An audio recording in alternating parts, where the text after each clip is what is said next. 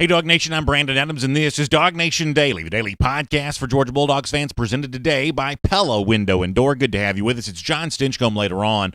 We'll do a Marlowe's Tavern Insider Updated with John. Always fun to talk some UJ football with him. We'll begin the show today, too, with some, I think, fun stuff, kind of looking at what has, once again, been one of the hot topics of the offseason, the potential chess match between Georgia coach Kirby Smart and Florida coach Dan Mullen. I may say something on today's show about that. It's a little bit surprising. We'll let you be the judge of the value of the opinion later on. Georgia did not get four-star wide receiver Romello Brinson over the weekend. We'll talk a little bit about that. And in kind of something that's admittedly a little bit more for the video audience than the podcast radio, I got a very funny tweet from a listener viewer of our program. I will share that later on, and as it relates to something kind of fun and interesting about UGA signee Jermaine Burton. So it's a busy show for us, a lot of different stuff. We're going to kind of cobble it all together here, but we're glad to have you with us nonetheless. As DawgNation Daily, the daily podcast for Georgia Bulldogs fans, presented by Pella Window and Door of Georgia, begins right now. Today's episode of DawgNation Daily is brought to you by Pella Window and Door of Georgia, viewed to be the best. Presented by DawgNation.com. This is DawgNation Daily, the daily podcast for Georgia Bulldogs fans. Here's your host, Brandon Adams. You know, for a lot of college football fans, this time of year, middle of June, can seem like the vast wasteland, and it can feel like the college football season is a long way away during this time of the year. However, I've always enjoyed this time of year, and I've told you guys this before, and I'll repeat it again. This portion of the summer, what has been called before talking season, I've always really enjoyed it for a couple of reasons. I really like big, hot takes. I guess I kind of give opinions for a living, but I've always enjoyed that part of the sport. I also kind of enjoy this time of year, too, because I think it separates the men from the boys in terms of who can find content, who can produce content, who can, be out there and deliver a product to the audience, and who has a hard time doing that during this time of year. So I like this for practical reasons, but in particular, I like the hot takes. I like the preseason magazines. I like the online content. I like everything that's out there that shares opinions about the upcoming season, because in a way, it's the opinions that make the games themselves interesting. When you attach a big opinion to a topic, or a big opinion to a game, or a big opinion to, the figures involved in a game, all of a sudden the outcome, the result just seems more interesting because of it. The stakes can be raised the more people kind of weigh in and align themselves on one side or the other about an upcoming issue that we're going to see resolved during the upcoming season. There is a perfect example of that right square in the middle of DawgNation, and I would say that we here on DawgNation Daily, presented by Pella Window and Door of Georgia, are also in the center of the center when it comes to this.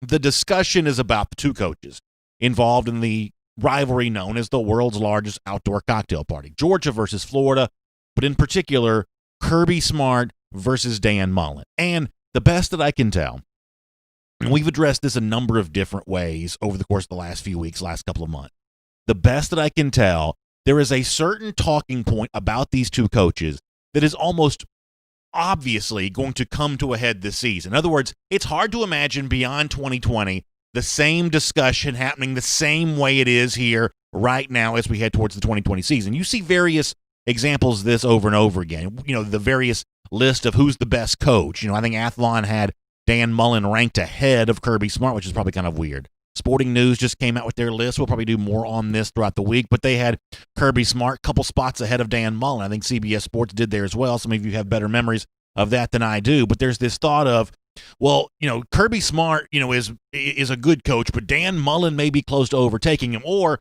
as I said before, whether it comes to Athlon Sports, and we talked to one of the guys, Stephen Lassen, that writes for Athlon Sports on the show last week, there's this thought that Mullen, because he's such a good game coach, because he's so smart, that he's about to overtake Kirby Smart, not just in the theoretical list of who's the best coach, but actually about to see Florida beat Georgia this season, Florida beat out Georgia for the SEC East, and kind of prove that once and for all. And let me give you a couple of clips here for a moment. And if you want to, if you've kind of just sort of fallen out of the outer space and landed in the world right now, or if you've been underneath a rock and you don't really know how the Kirby Smart versus Dan Mullen feud or rivalry has been portrayed in the media, let me give you an example of this. Let me start with Reese Davis, a guy who I like from ESPN, going on and on about just how smart Dan Mullen is as an offensive genius. What Reese Davis says here, I think fairly well articulates the way that a lot of people feel about, man, Dan Mullen may not be the best recruiter, but my goodness, when it comes to coaching guys up on game day, few are better, at least according to guys like Reese Davis. Here is a line from Davis recently on that topic. I'm sure that there are play callers in the country who are Dan Mullen's equal, but I'll take him up against anybody. I think there's no one that is clearly better. He has a great sense of timing, whether it's a trick play or setting up a play and so forth, and it's benefited the Gators greatly a couple of times when they couldn't block the opposing offensive or defensive front, especially in that Auburn game. So a lot of people feel that way. Dan Mullen, man, he is such a good play caller. Dan Mullen, as a tutor of quarterbacks, man, he may not have the best talent. He may not get all the 4- and 5-star guys, but when it comes to designing a game plan to get the most of those guys on any given Saturday, no one's better than Dan Mullen, at least according to Reese Davis and many other people who kind of probably feel that way about Mullen being a very smart coach. However, the thought on Kirby Smart is a little bit different. In fact, I'm going to let you hear from a few years ago, Smart, in his own words, saying something about himself that I think fairly well defines the way that a lot of people feel about him. This is Smart in his own words, but this could be random sports writer, random talking head, random whoever saying the same thing. Here is Smart on his own coaching philosophy and what it takes to win at the highest level. I learned a long time ago, when you take a job, you need to have proximity to players, and you need to be able to have better players, because the coaching part can be overrated. So let me say this. I think that Kirby Smart's plenty a good coach, and I think that if we spent time looking at his, defensive schemes and things like that, I think we would see kind of a diabolical mastermind side of him, the same way that Dan Mullen may be viewed that way on the offensive side of the ball. The point here is not that clip is the full total picture of Kirby Smart as a coach, but the notion of, hey, recruiting's what matters most, the coaching part's overrated, Smart in his own words saying that.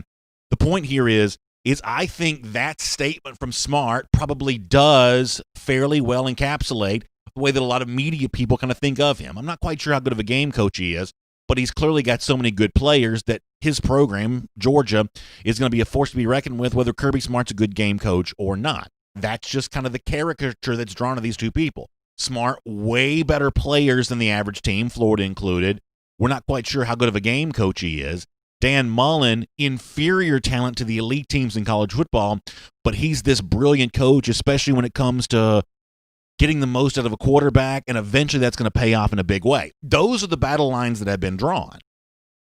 And as I said before, and as I said a moment ago, how does that storyline, how does that debate, how does that talking point, how does that survive 2020? One way or another, isn't one or the other of these two ideas going to be proven out as kind of the winning side in this debate? Now, if Florida beats Georgia this season, that doesn't mean that Florida as a program has necessarily overtaken Georgia, or that Mullen has necessarily overtaken Smart as a coach. But the idea that if you are a good enough game coach, and if you are a good enough developer of quarterbacks, you can overcome inferior talent.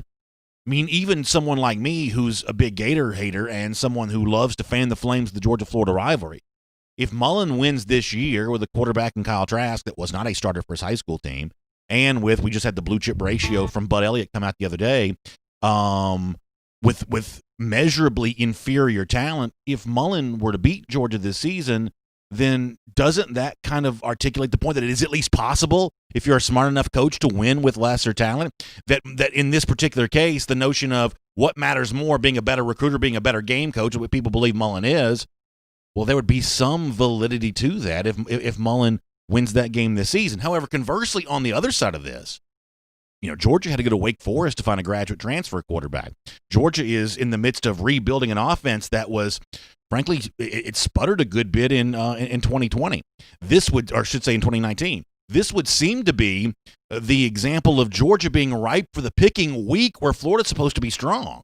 However, if Kirby Smart, who, as I said before, is probably a better game coach than he's given credit for, but if Smart can find a way to build another winner, go to Jacksonville again, beat Florida again when it's all supposed to be lined up for Mullen, experience at quarterback and all the other stuff that he's been kind of waiting for, time to establish himself at Gainesville over the last couple of years.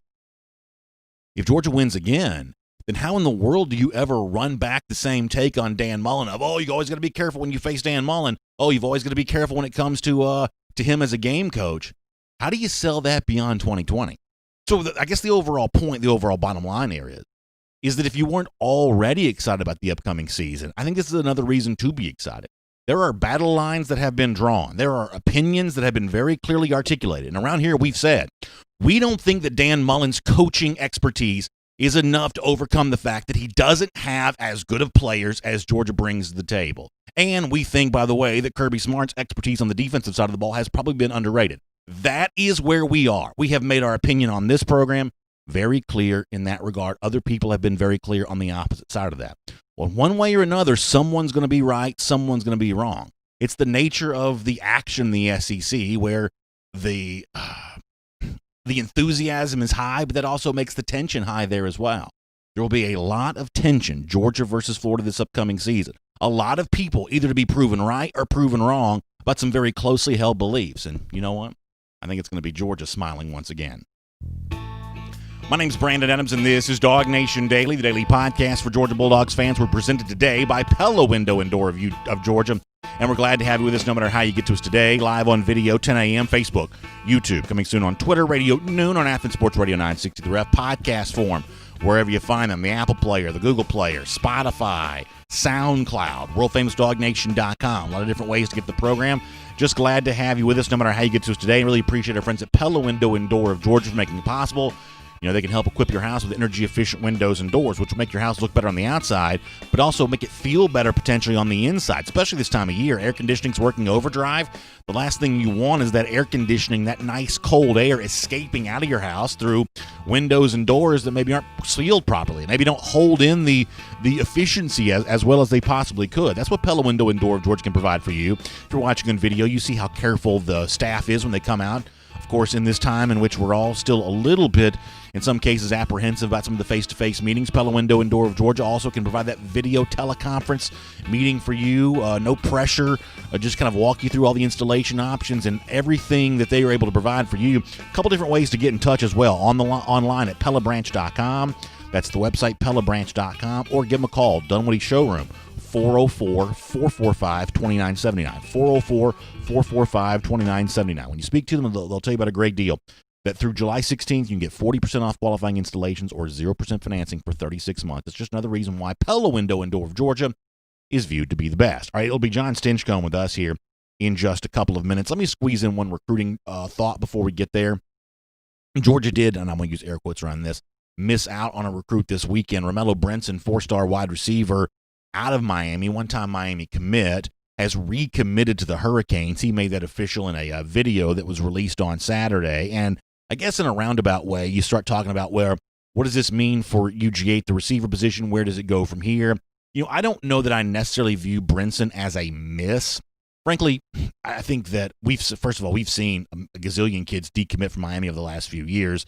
Brinson's already decommitted from Miami once. I think if Georgia wants to stay involved in Romello Brinson, there's a chance this might not be over. We just don't really quite know where a lot of that stands there from that standpoint. But for now, Brinson is a Miami pledge. And if we assume for a moment that he stays committed to Miami throughout the entire process, you know, I sort of felt like when Mario Williams went elsewhere a few weeks ago, that might truly count as a miss. That might truly count as a receiver for 2021 that I would like for Georgia to gotten. That did not happen. I don't necessarily put Brinson in the Williams category for me in terms of all of that. But it is fair to wonder, okay, so what's next for Georgia? Is it a Deion Colzie? Jeff Sintel, when he joined us on Friday, had some skepticism about that. That's worth probably exploring a little bit more. One thing we do know is that Georgia has greatly addressed its issues at receiver in the last two classes. Big signees for the class of 2019. Obviously, we saw big performances from them, on the field last season. Huge haul of receivers for the class of 2020. I would say that receiver is not as much of a need at Georgia as it once was. And maybe for a lot of the recruits in the 2021 class, there's also this thought of, hey, if it's no longer as big a need, there's no longer as much of a promise as early playing time. So watching what happens with Georgia and the receivers for the class of 2021, I do think it's going to be interesting. When Jeff Sintel is with us or in his own program before the hedge is presented by Kroger, the notion of, well, who is Georgia prioritizing? Where is Georgia going to go? Here's Jaden Thomas from the Atlanta area kind of getting, staying involved here. I think some of this kind of stuff is still to be fleshed out as it stands right now. Georgia obviously not looking to add a lot of receivers for the class of 2021. In terms of the highest priorities here, I think that your guess may still be as good as mine in terms of how all that's going to play out there too. So bottom line for the weekend is Romello Brinson, 4-star receiver from Miami. Georgia thought to be in the mix there. He ends up going the way of Miami, the hometown team, recommitting to a program he was once committed to. Before we bring on John STINCHCOMB, let me also give a quick shout out to my friends at Kroger and the really fun thing they are doing in honor of Father's Day. I showed you some pictures on Friday of me, my kids, celebrating some great memories together of being in Athens, doing some Georgia football stuff. That's always really fun. So many of you have the same kind of thing. And that's what Kroger wants to celebrate this Father's Day. So if you go to DawgNation.com, you can find a link right there at the top of the page to get in and submit your photo, video of you as a dad with your own kids or you with your dad, granddad, whatever else. There's a lot of different ways to participate in this. Just enjoying the memories of being a Georgia fan, celebrating that fandom together. We've got a couple more days to do this today and tomorrow to get your photo, video submitted there at DawgNation.com. Then voting for the winner is going to start the day after on this upcoming Wednesday. Someone's going to win a new grill from Kroger and a $50 gift card there as well. So DawgNation.com, submit your photo, video in celebration of the upcoming Father's Day, in appreciation for Georgia fandom. We're going to have a great time with all of that. DawgNation.com for more details. Couple more days for you to get submitted. Please make sure you do that and be a part of our Father's Day giveaway, courtesy of our friends at Kroger. It's great to have you here on DawgNation Daily, presented by Pella Window and Door of Georgia Today. For now, for more on everything involved with UGA, always fun to do a Marlowe's Tavern Insider Updater with our buddy John STINCHCOMB. Let's do that right now. From Athens and across the SEC or wherever the recruiting trail may lead, here's a DawgNation.com insider. And it's a Marlowe's Tavern Insider Updater, a fun chance to talk to John STINCHCOMB. Always great to get some UGA insight from him. And John, hope you've had a great weekend, enjoying the start to summer here, and it's a pleasure to be able to speak to you right now. Oh, I've had a blast. Hope everybody's enjoying this great weather.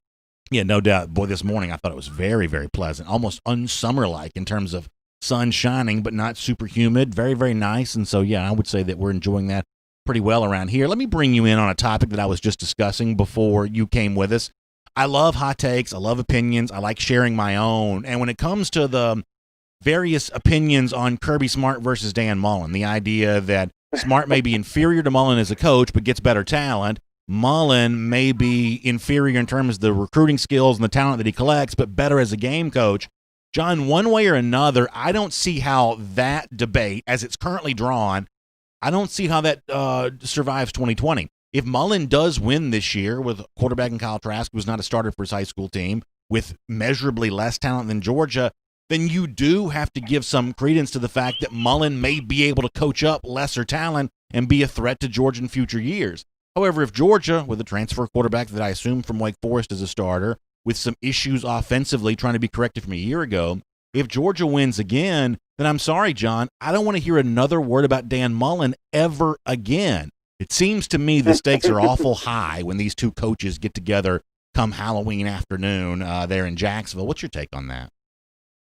I think both are great coaches, but hands down, I think Kirby's track record has proven that up to this point he's a better coach, and I don't care that there's an argument that he's got better talent. Well, that's part of it. I mean, to be a really good college coach, you have to be able to recruit. And Kirby does it at a very high level.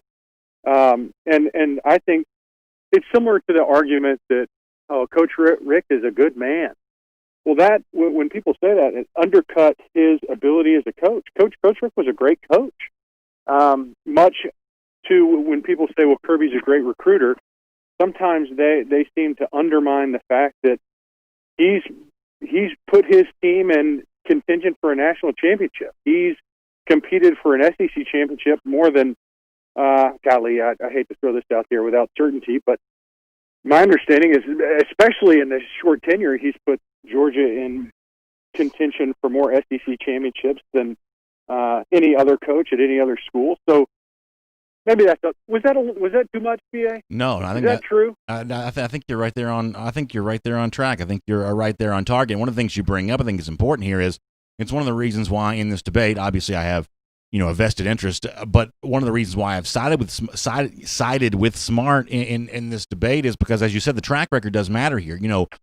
People will remember that in 2017, when it was Smart versus Mullen in Athens, Georgia versus Mississippi State, it seems obvious that Georgia's supposed to beat Mississippi State, but Georgia was only a 3-point favorite in that game, coming off a close win against a Notre Dame team that only won 4 games the previous year. The idea that was a typical Georgia versus Mississippi State game was not necessarily the case. Mississippi State was thought to be the hot team coming into Athens that day, lost 31-3. Georgia was only about a touchdown favorite in 2018 in Mullen's first year there at Florida, coming off a bad loss to LSU, won the game by 19 points. Last year, won again. The margin of victory was closer, but the game itself, I don't know that it was as close as the margin of victory might, indicate. So I do think there's a track record here that I've always felt like, for the people who want to tout Mullen in comparison to Smart, there's a certain track record that does get ignored, because otherwise you can't make the point for Mullen unless you do ignore the track record. Yeah, I think people do that all the time, and it's mainly to form an argument. And that's fair, especially this time of year. We need stuff to talk about, and people are starting to float theories because that's what is debatable. I mean, people can. It's not fun to just say, well, Kirby's a better coach. Just look at his track record. Look what he's been able to do. Look at the fact that his teams have played for a national championship and compete for an SEC championship on an annual basis. Well, that makes too much sense. We need to have something to argue about, and the fact that Dan Mullen has been able to rile up his fan base and make some off-season comments for the past couple of years that engage that conversation. I mean, I understand it, but I don't think it gives it as much validity. Let me bring you in on a different coaching debate that we had on the show last week. When you look at Georgia going to Alabama in September, for Kirby Smart, we know what's at stake right there. He's trying to become the first ever former Nick Saban assistant to win against his old boss. We also know that arguably the 2 most painful losses of Smart's era at Georgia have both come against Alabama, national championship game, and we know how that ended. The fact that the lead slipped away in the 2018 SEC championship game, which could have been the precursor to certainly a trip to the college football playoff, if not a national championship, had Georgia held on and gotten that win. We know what's at stake for Smart when he faces Saban and Alabama again. The point that we made on last week's show, though, when you look at what some people are also saying about Alabama and Nick Saban, then in my mind, there's just as much pressure on Saban in this game as there is Smart, because if Saban were to lose in September when these two teams face, John, it'll mean that Alabama will have lost its most recent game to Georgia, obviously, to Auburn, to LSU, Clemson. The notion that Nick Saban is still the top coach in the sport and that he's still, in the prime of his career enough to be a threat in these kinds of games, I think that storyline takes a bit of a bruise if Saban loses another high-profile game to a team like Georgia here in this case. So we know what's at stake for Smart when he goes to Tuscaloosa to face Alabama. But I think for the coach on the other sideline, I think there's mounting pressure on him in that game as well, which makes that game to me really interesting for some similar reasons. Yeah, isn't that amazing? I mean, that's where the debate is, and rightfully so. But Coach Saban didn't forget how to coach in the past 6 months. His team this past year definitely didn't look like the Alabamas that we've grown accustomed to, and I think that was proven when they weren't in contention for the college football playoff series at the end of the year. But, I mean, he's still one of the best, if not the best, college football coach in history. Now, his teams this past year and really on paper this year, they don't seem to be as elite as they have been. They're still great. They're still in that discussion. But, man, it's funny how this game works where the competition knows where the bar is, and that bar has been Alabama for so many years. And when you're at the top of the hill, everybody's gunning for you. And I think it's a great opportunity for Georgia and Coach Smart to reset the table and change the bar, if you will, and make that standard no longer Alabama. And I think Georgia is primed to be that candidate, to be that new standard setter in the SEC. And for Coach Smart, it's a great opportunity. Isn't it amazing? Oh, yeah. These coaching trees, how they work, how many different offshoots and opportunities come from being attached to a winning program. And, you see these great coaches start to pool in certain locations, and Alabama has been no exception to that. So it's our Marlowe's Tavern Insider Update, where we got more coming up with John STINCHCOMB here in a moment. But speaking of our friends at Marlowe's Tavern, I want to remind you that over the course of the spring, one of the really fun things that Marlowe's Tavern's been doing are these great holiday-themed brunches and dinners. They've been knocking out of the park, whether it was Easter or Mother's Day, whatever else. Well, coming up, we got Father's Day there as well. And Marlowe's is really going to take care of Dad here with some Father's Day meals for four. Now, we know dads aren't really complicated, so this is very, very simple, very, very high quality. Take really good care of them on their special day. It's all the tavern favorites that your dad loves, or if you are the dad, a good way to drop a hint to say, hey, this is where I want to go. Your favorite beer, wine can be added to the order there as well. Marlowe's going to be open starting at 11 a.m. that day, offering those favorites for lunch and dinner.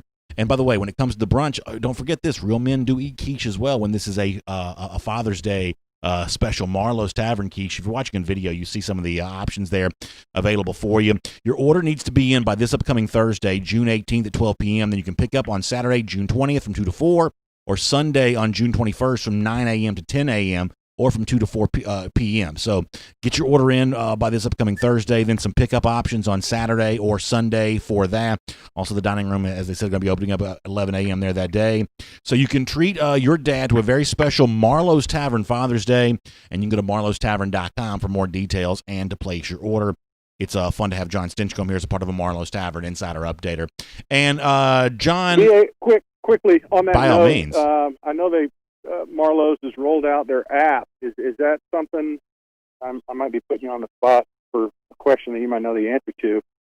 Would that Father's Day luncheon opportunity, would that be on the app? Something we could access through there? That's a really good question. I know that you and I, when we were together the day, we were taking a look at that Marlowe's app. I think that's going to be a really fun thing. I think for now it's marlowestavern.com to place your order on this, but I do know that Marlowe's app, John, is on the way. And I think that's going to be a very, very fun way for people to, earn some rewards when they stop by the tavern that they love and hang out and have a good time there and sort of have a, more, I guess, in-depth experience with what's going on there at Marlowe's Tavern. So the brand new app is on the way.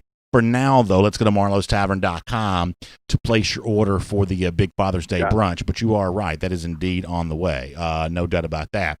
Something else that is also hopefully on the way, John, is a national championship for Georgia. One of the things we talked about on last week's show was there was a recent article at ESPN.com talking about Georgia's chances of winning the upcoming national championship and where the Georgia job ranked as a coaching job in comparison to the rest of college football. And it was pointed out that it's maybe embarrassing that Georgia hasn't won a national championship since 1980. That was the word that got used. And I thought the reaction to this, John, from Georgia fans that I saw was really pretty interesting. Maybe the word embarrassing is maybe slightly too strong of a word to use, whatever else. But for the average Georgia fan, there's not a lot of, what's the word I'm looking for here?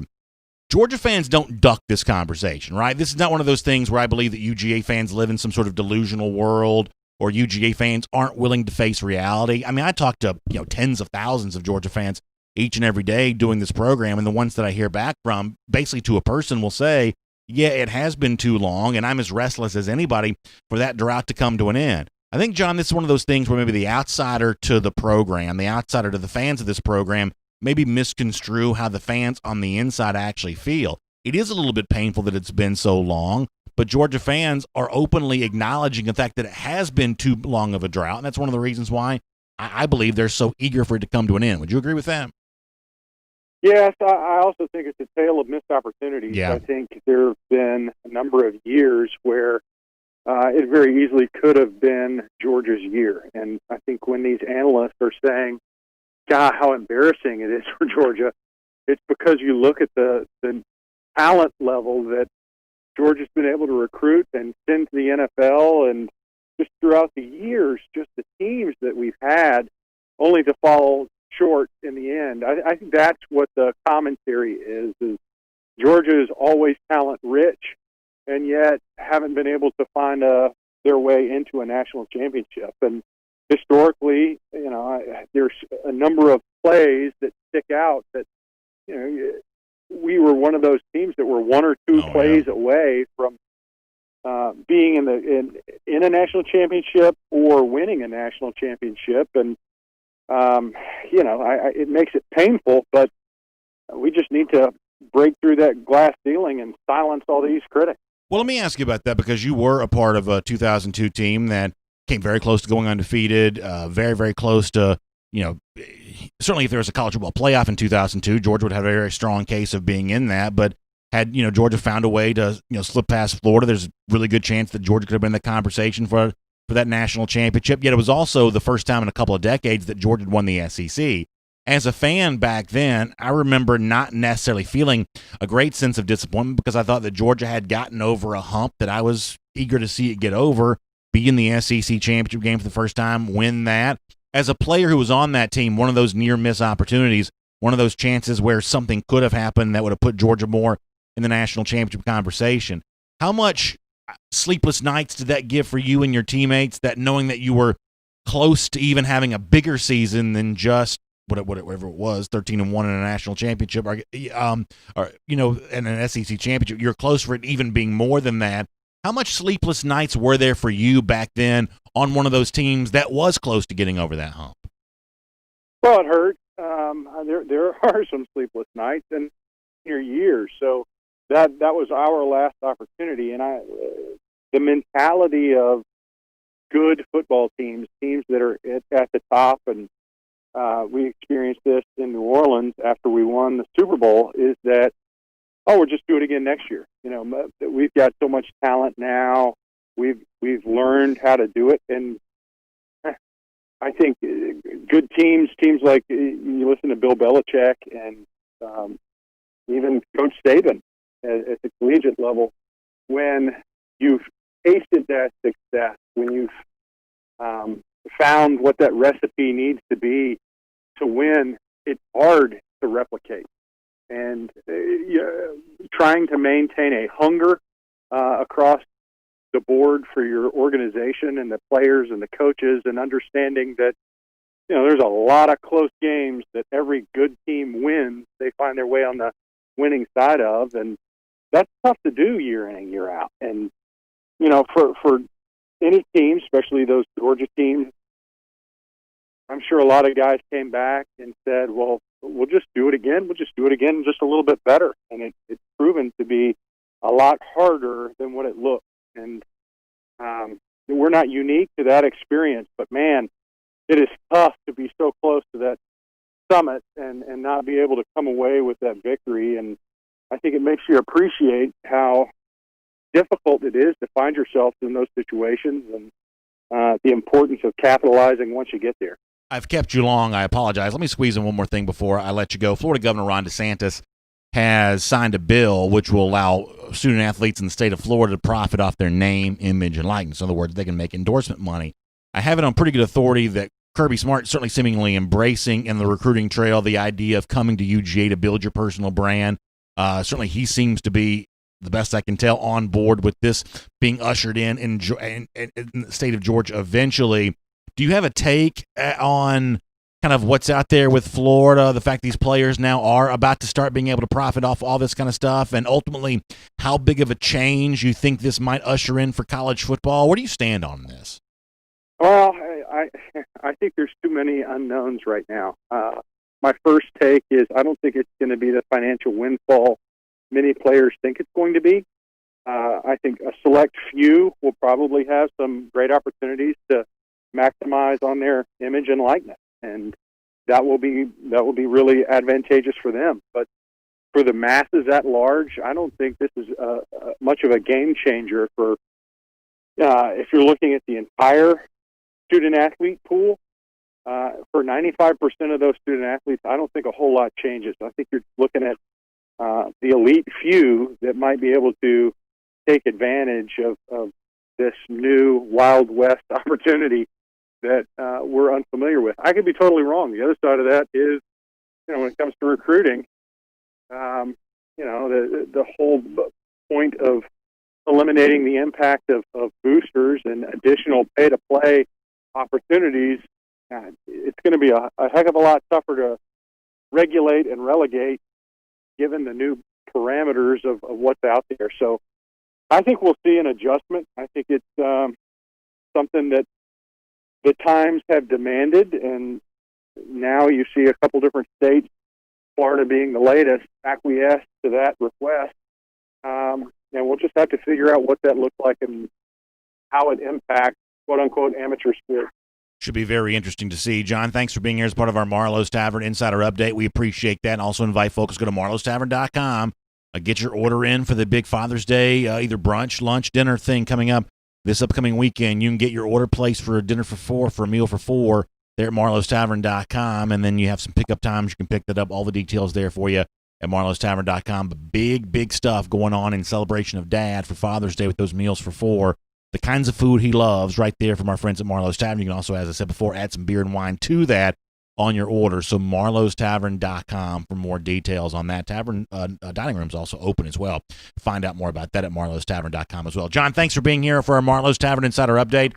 We appreciate your time, and we'll look forward to speaking to you here on DawgNation Daily, presented by Pella Window and Door again very soon as well. It's always fun, and go Dogs. Let's take a look around the rest of the league. This is SEC Through. Good stuff from John. And as far as the end there on the name, image, and likeness stuff, signing a law in the state of Florida, I agree with a lot of what John said there. I think that this seems like and feels like a huge change for the sport. The fact that the state of Florida ushering in opportunity for players to make money off their name, image, and likeness, make some endorsement money. I think that John's probably right. That ultimately there's not as money available through stuff like this, maybe some people think. I could end up being wrong about this, but this is what this reminds me of. Do you remember a few years ago when the cost of attendance stipend was a big deal and states were going to get to, actual individual universities were going to get to add money to their cost of attendance stipend to cover what was called the full cost of attendance? And I think Auburn had found a way to justify giving players an extra almost like $9,000. It was more than $8,000. And it was sort of treated at the time of, oh my gosh, if you're able to give an extra $8,000 or $9,000 of money to these players for coming here, that's essentially buying players. That's going to change the landscape of recruiting. For the most part, it just didn't. It really didn't. And we talked about this a ton. I want to say it's back like 2014, 2015. But we really have not talked about it hardly at all since then. It just has not turned out to be that big of a deal. In some respects, I think the same thing is going to kind of be true here. This is probably eventually a slightly bigger deal than full cost of attendance, but I don't think it's going to be as big a deal as some people kind of assume that it will be. I just, if you give me the choice of this is a huge thing that changes the landscape of college football or a smaller thing that we eventually forget about, if it's those two binary options, I'll choose the latter, that it's a smaller thing that eventually we almost forget these rules were ever passed. Here's the one thing that I think that people have a tendency to overlook, or people have a tendency to assume is different than it really is.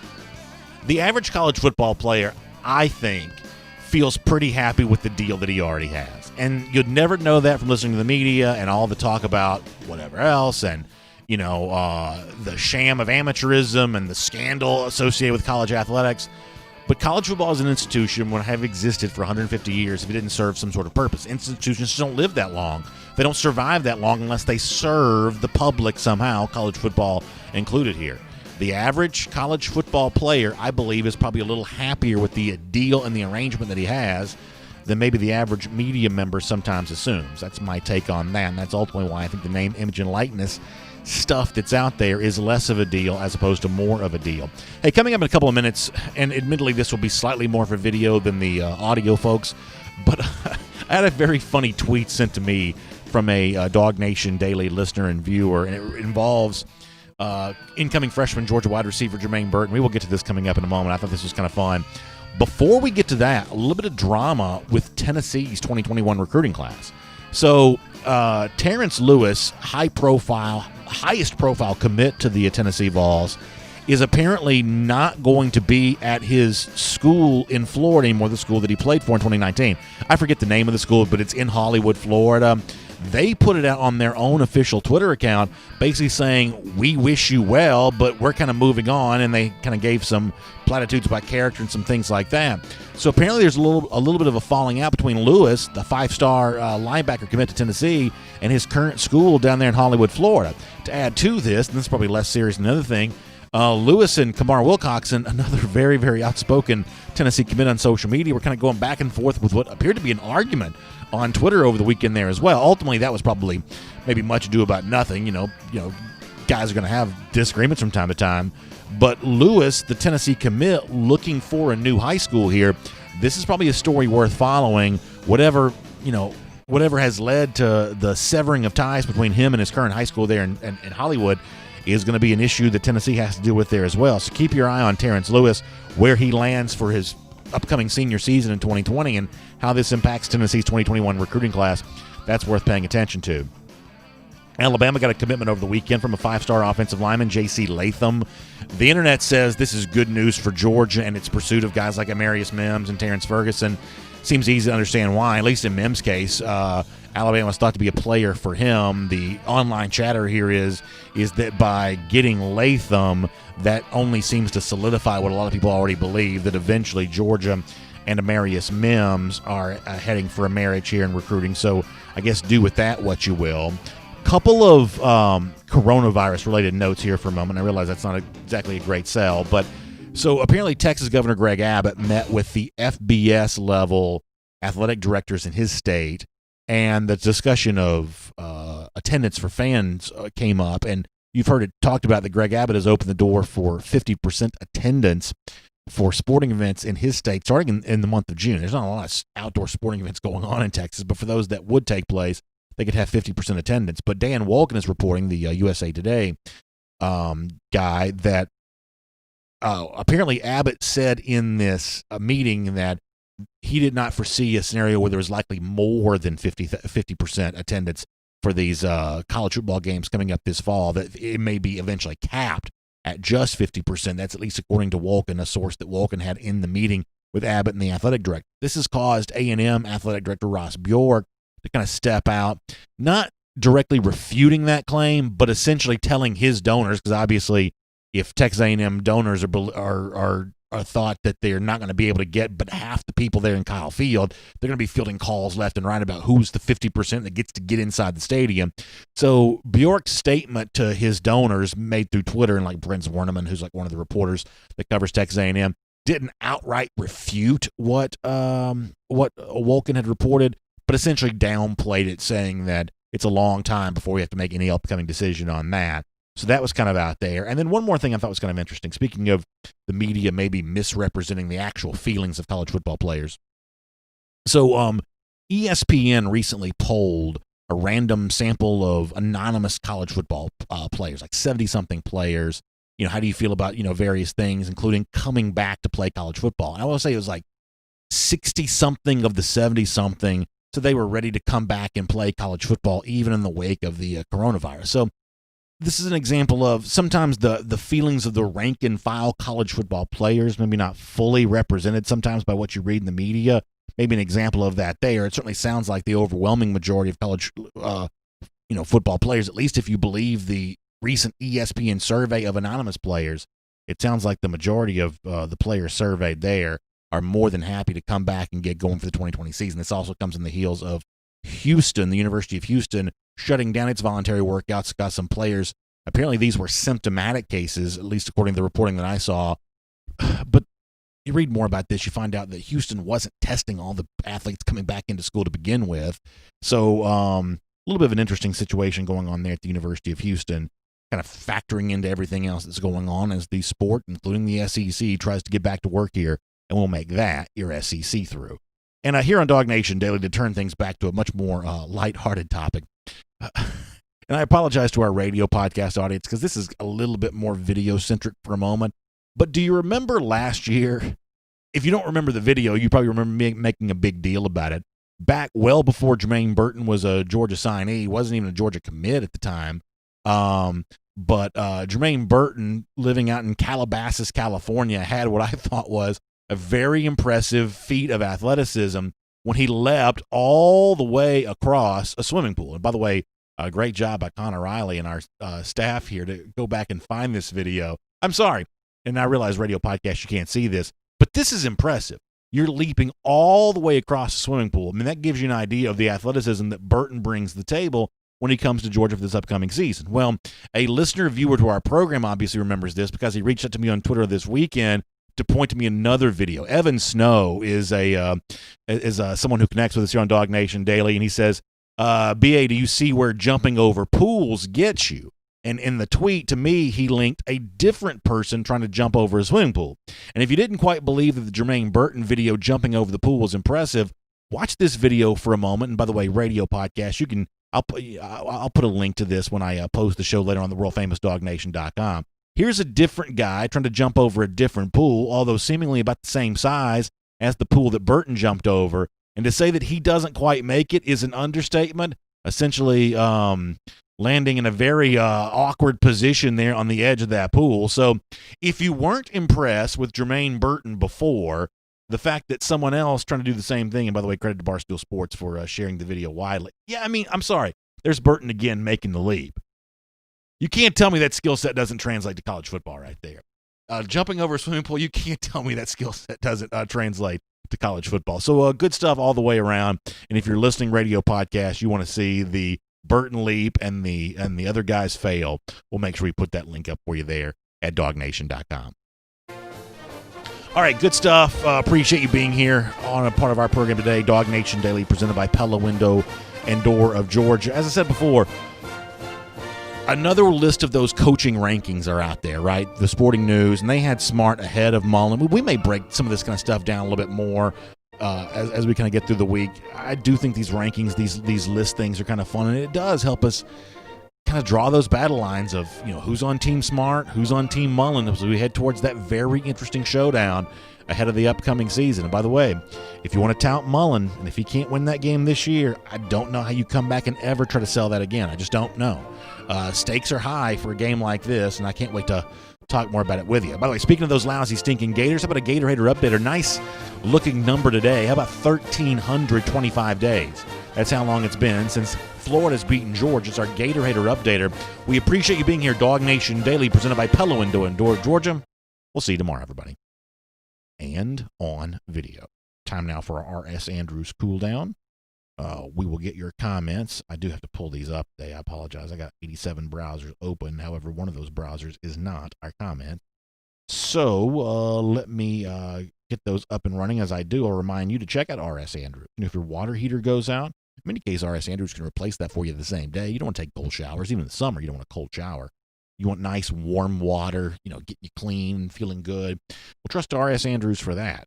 Plumbing issues, pipes bust, something like that. I guess it's burst. Maybe that's the right way to say that. If your pipes burst, you want to make sure you trust those to an expert. That's what R.S. Andrews can provide for you there as well. Just find them online at rsandrews.com, and they will do all of that for you. All right, let's get some of your comments here, and we will see what's going on.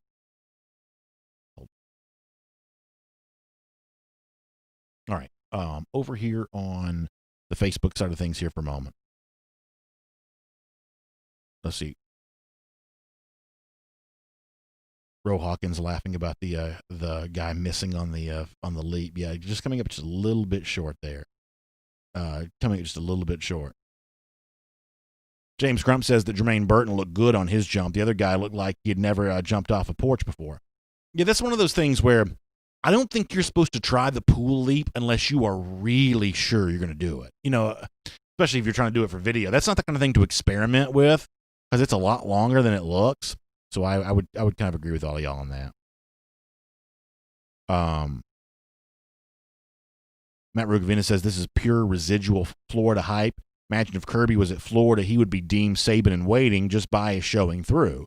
I understand where you're coming from on that map, but as I've said before, if Florida had been on top of the SEC East the last 3 years, and if it was Georgia who was thought to be nipping at Florida's heels, a lot of the people who were touting for Florida now would just be touting the opposite for Georgia. Part of it is not so much a bias in favor of Florida in comparison to Georgia, but it's a bias in favor of different in comparison to what's been the same over and over again. Georgia's going to fall and prey, to some of that. People are just kind of tired of Georgia and the SEC East. They want something new to talk about, and Florida's a pretty easy thing to tout there. So for me, this is not so much an anti-Georgia bias as it is an anti-status quo bias. Alabama's dealt with some of that kind of stuff too. Maybe a little less, though. Michael Jameson says I can jump over a kiddie pool. I'm not even sure I could do that.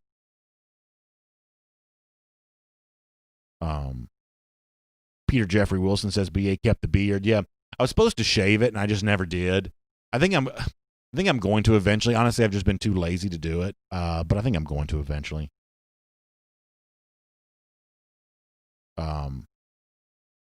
Michael Jameson says the media likes Mullen because he runs his mouth. Maybe true. Mullen may be also a little bit more open with the media than maybe some other coaches have been. Media also just likes the idea of when it's time to talk about really good coaches, there's a desire to kind of find someone that's not the obvious choice. The media loves that. Let me tell you an example of what you see some of that now within the SEC. What Dan Mullen used to be at Mississippi State, Mark Stoops kind of is at Kentucky. There's a lot of media love for Stoops. A lot of media love. You know, a guy doing more with less. Stoops is kind of the new more with less guy in the SEC. Now at Kentucky, he's doing a lot less with a lot less. But that's kind of the new smart guy. You know, you show how smart you are by diamond in the rough coach that you like. Mark Stoops is at Kentucky, sort of the new version of that. Lucy Bowers-Boykin said, my kids used to jump from a roof to the pool. Huge spread of concrete in between at their stepbrother's house. They didn't tell me until they were grown with their own kids. Yeah, so that's one of those things. If that roof is too close to the pool, I mean, if it's close enough to even seem possible. I was actually looking to visit my neighborhood pool the other day. The clubhouse roof is far enough away that I don't think anyone would ever be crazy enough to try it. But if it was a little bit closer, it's just too tempting not to. And that's just the way kids are. A couple more, and then we're gonna go to YouTube. Christopher Vance Overstreet says, just saw on CBS that a former Florida coach rips about Dan's recruiting skills. Said they're way behind Georgia. I love it. Yeah, you love to see that. Love to see that.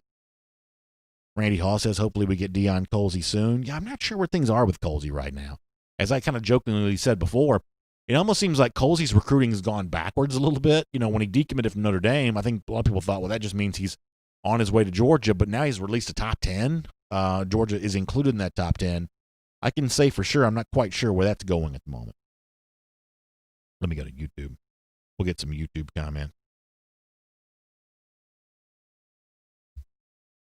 And hope all of you had a great weekend. Glad to have you with us here on what we're doing here today.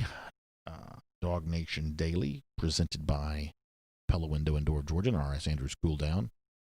Chili Vic says Colzie may be leaning towards Bama. I don't know about that. Byron Dean Butler, good to have you with us. Jay Shipe says, and we didn't mention this on the show today, but he says, I like Ohio State having the COVID contract. Your thoughts on this being a great sign for fall football? I would like also for fans to have full stadiums. Yeah, the full stadium thing, I'm just not quite so sure about. I just don't know. That's been the more difficult thing for me to predict. As far as like the so-called, I guess waiver the Ohio State players were asked to sign, I don't know how big of a deal this is. I think we talked to some lawyers. They would say a lot of these waivers aren't necessarily what you think they are sometimes anyway. And as like the ESPN thing said a moment ago, of the anonymous players polled by them, the overwhelming majority were, more than happy to come back and play football again.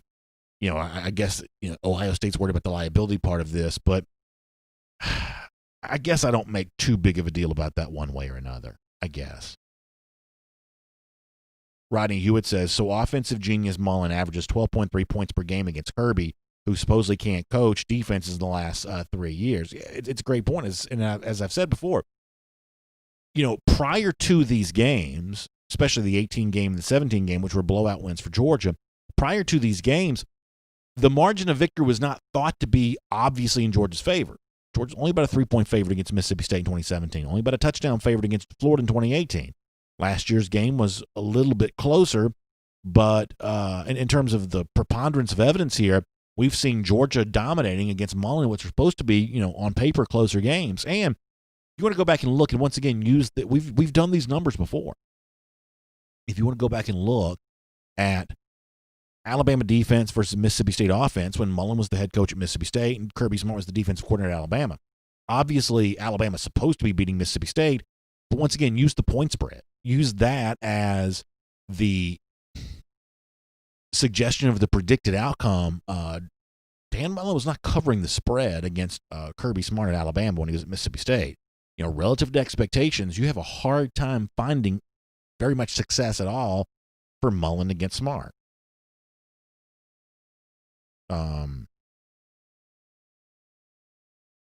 Real Boss says that Georgia's the new powerhouse, and we're going to prove this year we just need to change it offensive coordinator, get with the new age quarterbacks, new pocket pass with arms and legs, and we got it. Yeah, that's kind of another point we've kind of talked about. Last year, Georgia beat Florida when it had, I think, a lot of problems offensively. We don't have to go back and rehash all those. It's obvious that Georgia was a struggling offense a year ago. Well, now you go out and bring in a Todd Monken. You go out and bring in a collection of new quarterbacks. My assumption is that Jamie Newman will be the starter. You go out and bring those guys in. If Georgia very quickly rebuilds its offense, and frankly, if a guy like Newman outplays Kyle Trask, as I said before, the narrative of Dan Mullen as anything, it doesn't survive 2020. You can't come back and run back the same debate again if, given these circumstances, the result remains what it has been for all these recent years. I think that Real Boss is right about it.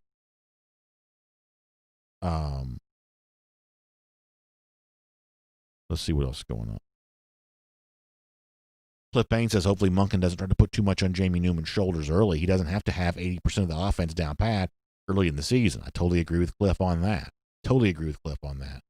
Managing simplicity well is going to be, I think, the name of the game here. We got 1 or 2 more minutes of comments, then we've got to go.